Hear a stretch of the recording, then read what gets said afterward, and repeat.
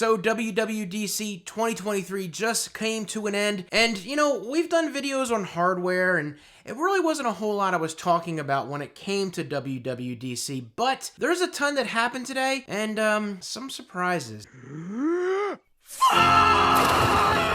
So this event started fast and furious, and there's a lot to cover because they spent a good hour and 20 minutes just blowing through a ton of stuff, and I tried to make the notes here, and I've got a lot written down or typed up, but at the end I kind of put my thoughts together down here and just made a bunch of different things that I think stood out. Now, first things first, they started off with some hardware, which might not be the hardware that some of you could be thinking of. However, Apple did do an update to the MacBook Air. Now, the 13-inch just came out not too long ago with the M2, but this is something that actually wasn't much of a surprise. There is now a 15-inch MacBook Air brought to the lineup. Now, this, again, this 15-inch variant does have an M2 chip, but that's it. No Pro, no Max, nothing like that. The CPU is the same regardless of the screen size between the 13 and 15. However, the base model does get a 10-core GPU across the whole 15-inch lineup, whereas the MacBook Air 13-inch started off with the 8 gig. So that's a nice little step up. However, it still starts with 8 gigs of memory. You guys know how I feel about that, but it is what it is, and I really should just kind of back off on that, and back off and back up, but it's not bad. I just expected more at this point. This starts at just $12.99. As far as it being something that you could use in place of, say, a MacBook Pro 14-inch or the 16-inch, that remains to be seen. Now, I do want to pick one up and try it out. I picked up a 2021 MacBook Pro 14-inch with some bumps to it. I'm going to do a video on that in a little bit, but I want to compare it to this, MacBook Air 15-inch. So we'll see how it goes. There's a video coming up on that in a little while. So the next update. An update to the Mac Studio with the M2 chip. I only have one thing to say about this. Oh, come on! They ask you how you are, you just have to say that you're fine when you're not really fine, but you just can't get into it because they would never understand. So what I want to just cover today is the up to specs of this machine and what it used to come with. Now, up to 24-core CPU, up from 20. The same performance cores, but the efficiency has gone from 4 to 8. And that's where you get the extra 4. So this isn't like the base performance of the CPU. It's the efficiency cores that got a bump. And that's kind of important. The GPU, this is kind of a much bigger one. 76 cores, up from 64. Wow. And the memory, 192 gigs, up from 128. Yeah. The headphone jack even got an update with advanced support for high impedance headphones. I don't have high impedance headphones, so I don't know. I'll ask Quinn Nelson about that. He seems to know these things. However, the HDMI is now 2.1. Yay. Now this all comes with a starting price now, and before, of $19.99. As far as my feelings towards this, I'm working on another video on that right after this. So some of you can kind of guess what it's going to be, but we'll cover that in another video. This is just what happened today. Something that I read was going to happen, then kind of fell off and wasn't going to happen, was an update to the Mac Pro. Whoa. Apple added the M2 Ultra specifically to this machine. Now for professionals, this is good because it does give a ton of ability to upgrade to other components after the fact, and that's pretty much what you're paying for. Now, what this comes with as far as the M2 Ultra and the specs, it's literally the exact same thing as the Studio. So what I read to you about the Studio being 24 core and the GPU up to 76 core, 192 gigs of memory, it's pretty much the same thing. Now, all these machines are available today for pre-order and deliver within the next week or so. So next up, we have the OS's update, and there were some really good ones in here and some other ones that were just kind of meh. And like I mentioned earlier, this was fast and furious for all of these updates to iOS 17, iPad OS, Mac OS, watchOS. Let's just get right into it. This, I feel like, was really good for iOS 17. The early reports were that it was just going to be very heavy on bettering the user experience, and, well, then the rumors came out that they were kind of adding some cool things to it, and I feel like that's kind of what they did. So these are just a few things that stuck out to me that I will probably be using, and there is a ton more. So let's start off with live voicemail. And what this is once somebody gives you a phone call and you send it to voicemail because you didn't recognize the number or whatever, and they start leaving their voicemail and you realize, oh, I do want to talk to this person, or, oh, I didn't know that was them, then you can pick up the phone call because you'll actually see what they're saying on the voicemail, which is absolutely awesome. In iMessage, we're getting what's called check-in. Now, this automatically notifies your family or friends that you're arriving to your destination, such as your home. So, your phone will do things when you get close to your house. Well, now this will let them know that you're home safe. If you don't show up home, it will check and ask if you're okay. And even if you're not okay and you don't reply, it's going to send that information to your loved one. So if something is happening, you're in an accident, that could save your life. So I think that's really cool. Something that I use a ton of, which is not good for me because that just means I take bad notes and don't save things, is the ability to search through your messages, what they call search filters. You can now go through your messages and look for what it is that you're trying to find. For me, it's like a thumbnail that was shared with me or a link, something like that. You can actually go through and look for it now, which would save me a ton of time. The other cool thing is you can actually read audio messages that are sent to you via text. Now, I use this a lot. My friends use this a lot. And it's kind of nice because if you're somewhere where you can't listen to it because it needs to be quiet, you can see it transcribed right there under the message. So again, you don't have to listen to it, but you'll know what's in the message. Again, for me, super helpful. FaceTime. If the person doesn't answer your FaceTime call in iOS 17, you can leave a video voice message telling them, hey, why did you send me to the voicemail? Or why did you decline my call? Making it super awkward. So you might be able to get your FaceTimes answered more so in the future. That could be a good thing. Or they could just let it ring through and make them think that you didn't see it and whatever. Another thing with FaceTime has been added to Apple TV. I don't use this a whole lot, but I think it's actually really cool. You can use your iPhone as the camera, and you can start the FaceTime call and boom, send it to the Apple TV. Side note here, it has to be the actual Apple TV box. I think it said Gen 2 or newer. I'll have to double check that and just kind of leave a notation here if I was wrong on that. So again, a lot of people, including myself, I use the app that's on the smart TV. That's not going to work. So I think it's cool. Will I use it? Probably not. So just food for thought. I just thought it was neat. Next up was standby, and I use my Apple Watch at night, and it turns to the side when I have the dock there, which my new one doesn't have. But they're now bringing this to the phone, so you can turn the phone sideways. Now this is really cool because beyond just looking at the time, you will now have the ability to set up certain things, and the phone will kind of say like, all right, what's the weather this morning? What's on your calendar?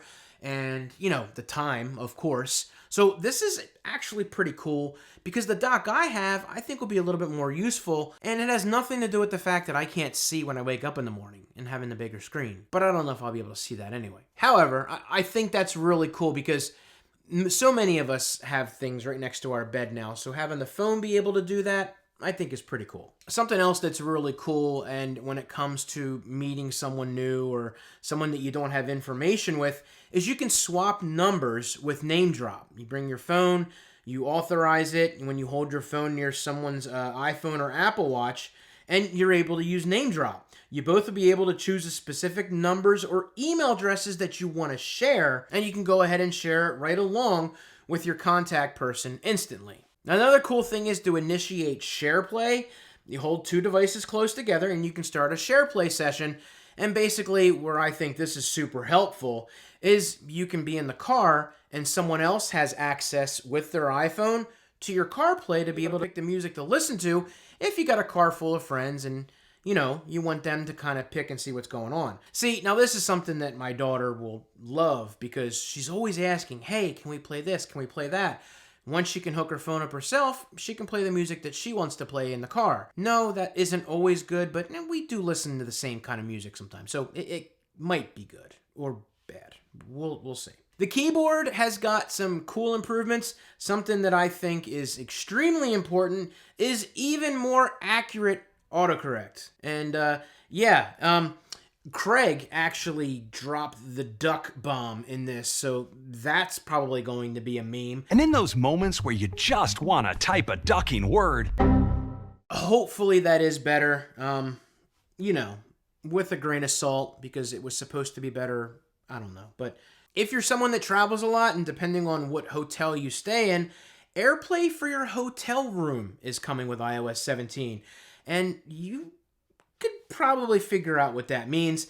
You're able to use AirPlay at supporting hotels. You basically scan the QR code in your room TV, and you can share videos, photos, and music from your iPhone to the TV. So you don't have to rent their movies. You can rent your own movies. And yeah, we'll leave it at that.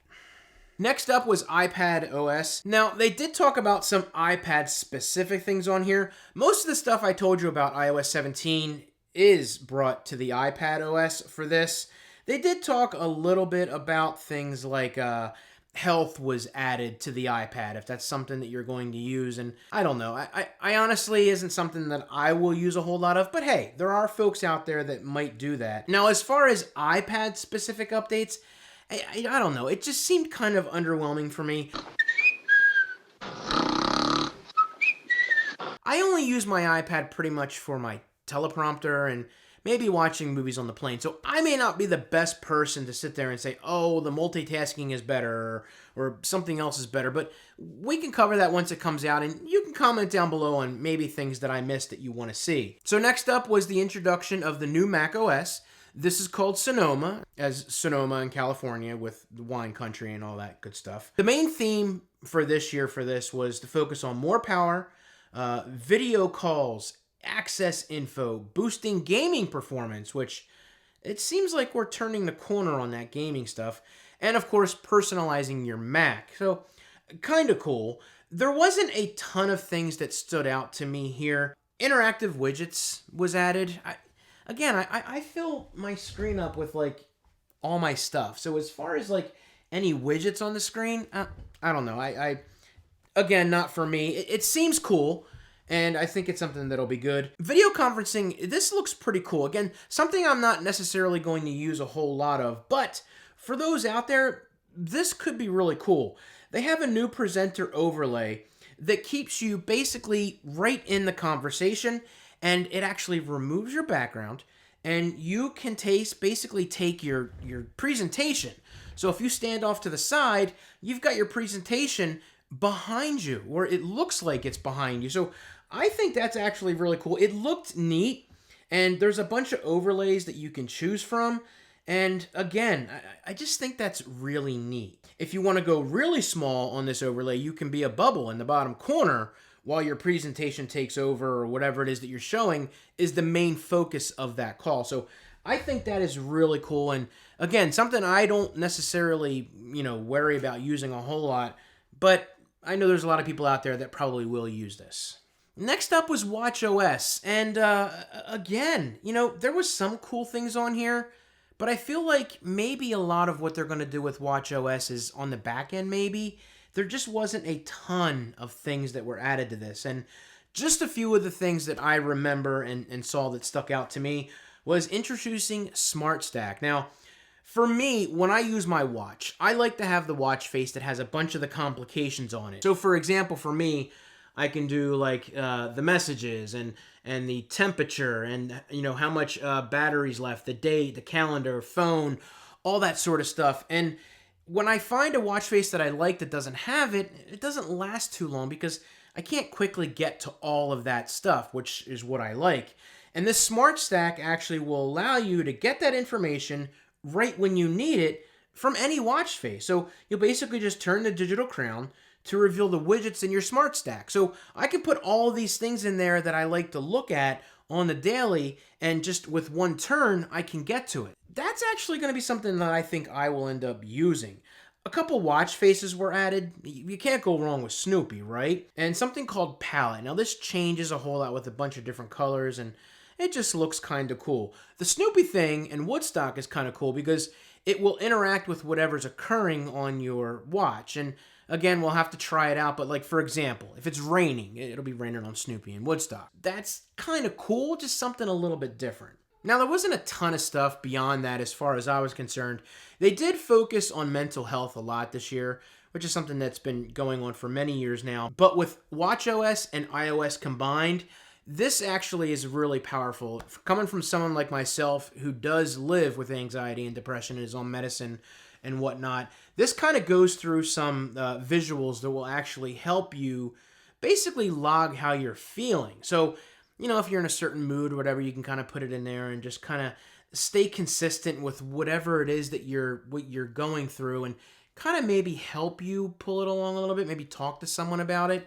Because, if you don't see them the entire day and you log what it is, how you feel, it might be a little bit easier to share that information if you want to. So, again, I think that's kind of cool, and they got a ton of stuff here that, hopefully will be, happening and changing through the months. So these are the things that stuck out to me. Did I miss anything? Do you want me to cover more of each individual OS in a different video? And I can certainly do that. Give this video a thumbs up and leave a comment down below if there's something specific that you want me to try out. So, of course, after watching this for an hour and 15 minutes, you think, okay, that might be it. But, alas, they weren't. And for the next 45 minutes, half hour, I don't even know how long the first part went on, but Apple did have one more thing, and this is what everyone's kind of been waiting for: Apple's plunge into the VR world. Now, we've heard about this for a long time, from Apple glasses to this more VR-style headset.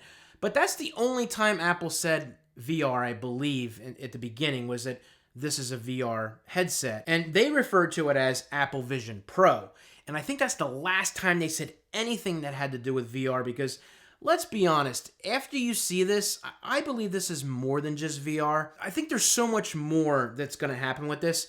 And so much was talked about in this keynote that, man, it's massive. You may think, well, this thing looks silly. And personally, yeah, I think it does kind of look silly. Now, of course, we've seen renders of all this, and I had my personal feelings on what it reminded me of, and I was waiting to see the event to see what they actually look like, and sure enough, it really gave me these vibes. The Macho Man Randy Savage. I mean, come on, am I wrong? Look at that. I mean, literally, you can see his eyes, and that's what the whole thing... This is just the beginning of a whole new world. There was so much, and I'm not going to sit there and act like I can remember it all or go back and do it. I'm trying to get this info out to you just to let you know what happened. And it looked really cool. And use it at home, yeah, I think that's really cool. You have a desktop iOS experience. Literally, you can see here that they've got apps just like your iPad and iPhone. And the desktop experience when it comes to web pages and apps and Safari, it's really mind-blowing, like a whole type of like Minority Report. When Tom Cruise is moving all the windows around, that's kind of what it reminds me of. Now, it also gives you that full movie theater experience, and if you've ever tried VR, you kind of see that this is something that is done, but Apple's doing it in a different way, because you can actually see the surroundings in front of you. Like if you're in the room and you're looking at the computer and you see the screen, or you got the background in your room, you're looking at everything around you. So it's like the whole augmented reality and VR mixed into one. And this could be like the next step into a whole big world, or it could fall over. But there's something to this. And there was always something to it with VR. And I think this is really cool. They do have something called EyeSight. So, when you see people with the VR and it was basically just a shield in front of their eyes, and, you could walk up to them and be like, and they have no idea what's going on. With EyeSight, it allows you to go with the clear display. Now, personally, I don't know if this is literally a clear display, or it is just basically what you get, the rearview mirrors that just have the video of the rearview mirror on that. I think that's what it is, because could you imagine just having like a clear display with everything on? I mean, that's next level. So I don't know how that works. This is just what they explained in the keynote. A couple other things were hand gestures. There's like no remote control or anything. There is a little crown on the side and a button probably to do certain things, but they did talk about hand gestures as something that was a main part of it. And I hope this works better than it explained, because we've all had our experiences with different things that do hand gestures, and some of them are hit and miss, but we'll have to see. Now, this one might sound extremely weird because you can do video calls on this headset. And if you think about it, you've got this smacked up against your eyes and you're seeing everyone. So what do they see when they look at you? Is it just like a picture of you or, mic or whatever? No. Apple has taken one step further, that it will scan your face. You do this ahead of time. And it will basically create an AI version of yourself that's talking. Again, that seems kind of trippy, but I don't know. We'll have to see how that plays out. Now, this next thing I like on my Apple AirPods, and that's the spatial audio, and they're adding it to this Vision Pro for the experience when you're watching videos. So if you're watching a video of a party or whatever you're watching, and you turn your head and the audio will pick up and change, kind of like when you're listening to the music, it will move around. So that's actually really cool, and I'm curious to see how much drowns out what's around you when you're actually listening to this. Now, there's so much more to cover on their new headset, and I just took a quick look at it, and it's something that you guys might want to see, so I could do an in-depth video on that. I want to do it on the OSs, I think, if you guys are interested. I definitely have that video ready and somewhat recorded for the Mac Studio, because I went right into that, and it's good, so make sure you stick around. I have a bunch of other playlists in the meantime for the Mac Studio, the Mac Minis, and all that stuff, and talking about iPhones, so check out those playlists right here. Don't forget to hit that subscribe button and turn on notifications, because this Mac Studio one, you're definitely going to want to see. So you guys take it easy, and I'll see you in the next video.